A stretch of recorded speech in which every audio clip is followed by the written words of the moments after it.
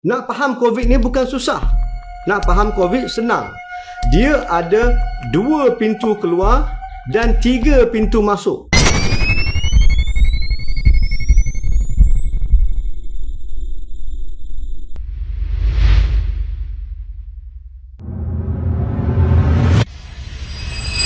Kita hari ni dapat COVID daripada orang yang paling kita sayang dan percayai.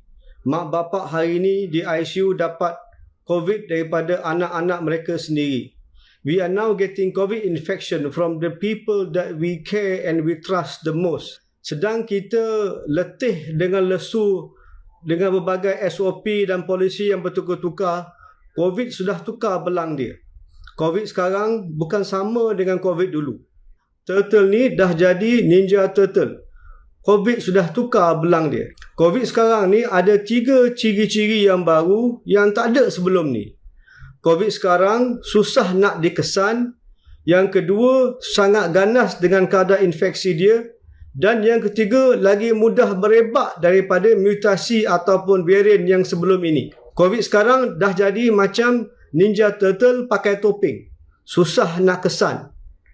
Okey, susah nak kesan. Yang peliknya sekarang, kalau buat swab hidung atau mulut, mungkin tak boleh nampak kesan COVID. Maknanya COVID ni dah pandai lindung diri dia daripada dikesan masa buat test. Dia masuk terus kepada paru-paru. Dulu dan sebelum ni, kebanyakan COVID akan menyebabkan demam, sakit tekak dan batuk. Maknanya demam dan sakit tekak adalah tanda-tanda awal penyakit COVID. Supaya kita pergi buat blood test, kita boleh buat swab, boleh kuarantin diri kita. Varian yang baru sekarang ni, mutasi yang baru sekarang ni tak menyebabkan sakit tekak dan batuk, tetapi terus masuk paru-paru. Kesan kedua mutasi ni, dia lebih ganas. Mutasi sekarang dah jadi macam Ninja Turtle bawa 2 pedang samurai. Mereka lebih ganas, boleh masuk pada paru-paru kita dan kadar infection dan kadar inflammation di dalam paru-paru kita jauh lebih tinggi daripada sebelum ni. Dan kadar kematian daripada mutasi COVID yang baru sekarang lebih tinggi daripada sebelumnya.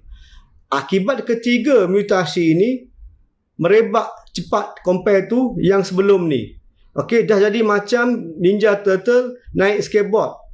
Di kebarangkalian jangkitan kuman COVID sekarang lebih tinggi daripada sebelum-sebelum ni. Kita kena faham dalam video ni, saya akan jelaskan secara simple tetapi secara mendalam supaya mudah kita amalkan SOP yang baru yang kita perlu tingkatkan. Nak faham COVID ni bukan susah. Nak faham COVID senang.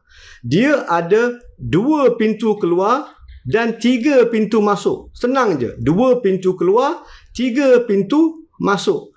COVID ni keluar daripada orang pergi orang lain, ada 2 pintu keluar saja. Satu hidung dan satu mulut. Okey, jadi air hidung, air liur yang keluar daripada hidung ataupun mulut adalah source of infection, adalah sumber infection. Tak ada sumber lain. Okey, dan pintu masuk COVID kena ke orang pula ada 3. Ada mata, ada hidung, ada mulut. Okey. Jadi kita describe, kita tengok macam mana dia boleh pergi. Okey. Cara pertama infection COVID ni boleh kena bila keluar, okey, daripada pintu keluar kita, daripada hidung, daripada mulut, keluar air liur, kena dekat tangan kita. Masa kita korek hidung ke, korek gigi ke, jadi ada kuman COVID dalam tangan kita. Jadi kita salam dengan orang lain. Orang tu pula kena air liur daripada tangan kita pergi tangan dia. Dia pula bawa tangan dia kepada pintu masuk. Okey, apa dia pintu masuk tadi? 3. Mata, hidung dan mulut. Jadi kalau pegang mata atau hidung atau mulut, jangkitan kuman daripada orang tu yang ada kat tangan kita boleh masuk ke badan kita melalui 3 pintu masuk tadi. Okey, yang kemudian air liur. Air liur tu pula kalau tak pergi objek, tak pergi tangan atau tak pergi pintu, dia boleh terus keluar daripada hidung kita atau mulut kita masuk dekat pintu masuk orang lain. Yang tu direct transmission. Dia ada 2 benda nama dia. Ada satu air liur yang besar yang kita nampak. Yang ni mode yang paling common. Cara yang paling common untuk kena jangkitan kuman COVID. Air liur besar kita panggil droplet. Yang kedua pula air liur yang kecil yang aerosol macam saya bincang hari tu.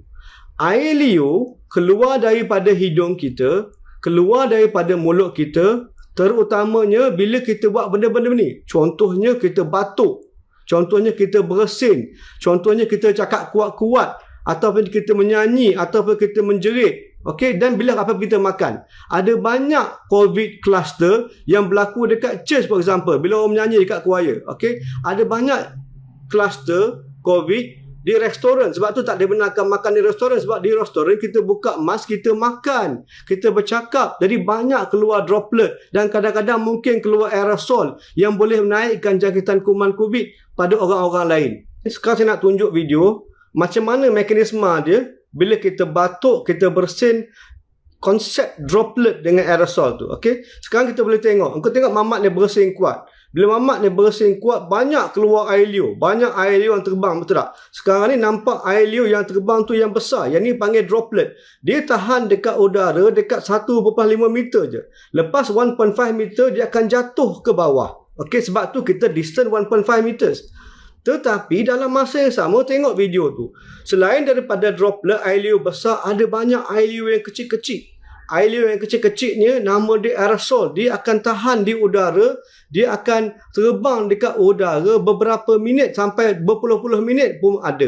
Terpulang dengan kadar situasi perkitaran udara dalam masa tu.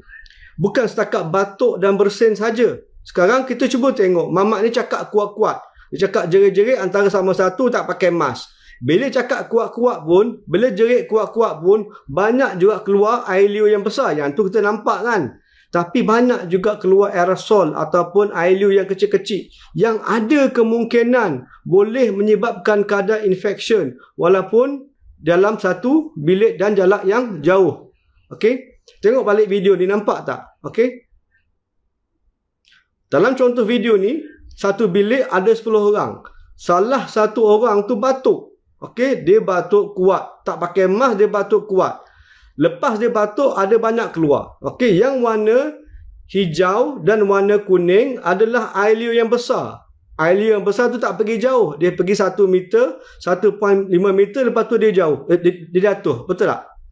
Yang merah-merah ni, yang kita panggil dia aerosol. Yang kita panggil dia air liur yang makroskopik. Dia boleh tahan di udara beberapa minit. Sampai 5, 10, 20 minit pun ada.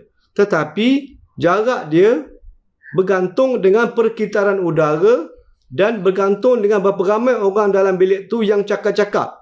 Tengok sekali lagi. Yang merah ni aerosol. Okey? Dia boleh tahan dalam bilik sampai 20 minit. Jadi kalau classroom ke, tuition center ke, budak-budak takkan mask, tak pakai mask, dia batuk, dia bersin, cakap kuat-kuat, ada kemungkinan aerosol ni akan menyumbangkan kadar infection. Saya bagi tips sekarang. Tengok video ni. Apa yang berlaku dengan aerosol yang bintik-bintik hijau tu. Bila buka je pintu, bila buka je tingkap, semua aerosol tu akan perlahan-perlahan keluar dan hilang daripada bilik. Ini contoh apa yang saya akan bincangkan dalam video berikutnya. Macam mana kita nak kurangkan infection. Okay? Thank you.